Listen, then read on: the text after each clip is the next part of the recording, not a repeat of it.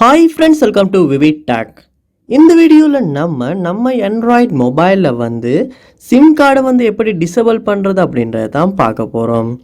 அதாவது இன்றைக்கி நம்ம மொபைலில் டுவல் சிம் இருக்குது. ஸோ நமக்கு தேவையான சிம்மை அதாவது யூஸ் பண்ணிக்கிட்டு தேவையான சிம்மை யூஸ் பண்ணிக்கிட்டு தேவையில்லாத சிம்மை சம்டைம்ஸ் உங்களுக்கு டிசேபிள் பண்ணி வைக்கணும் அப்படின்ற ஒரு தேவை கூட ஏற்படலாம்.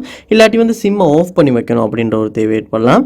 ஸோ இல்லாட்டி சிம்மை நீங்கள் யூஸ் பண்ணுறதில்ல. ஸோ அதை ஆஃப் பண்ணணும். அதாவது சிம்மை நம்ம ரிமூவ் பண்ண தேவையில்லை. ஃபோனில் இப்படி டிசேபிள் பண்ணுவோமா இருந்தாலுமே அந்த சிம் ஒர்க் ஆகாது. ஸோ இந்த வீடியோவில் நம்ம ஆண்ட்ராய்டு மொபைலில் சிம் கார்டை எப்படி டிசேபிள் பண்ணுறது அப்படின்றத பார்ப்போம். வாங்க வீடியோக்குள்ளே போகலாம்.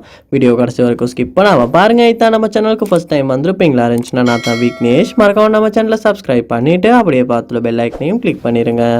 சிம் கார்டு டிசேபிள் பண்ணுன்னா ஃபர்ஸ்ட் ஸ்டெப்பாக உங்கள் மொபைலில் செட்டிங்ஸ் உள்ள போயிட்டு செட்டிங்ஸை கீழே ஸ்க்ரோல் பண்ணுவீங்களா இருந்துச்சுன்னா கனெக்ஷன்ஸ் அப்படின்ற ஒரு ஆப்ஷன் ஒன்று இருக்கும். அதை கிளிக் பண்ணுங்கள்.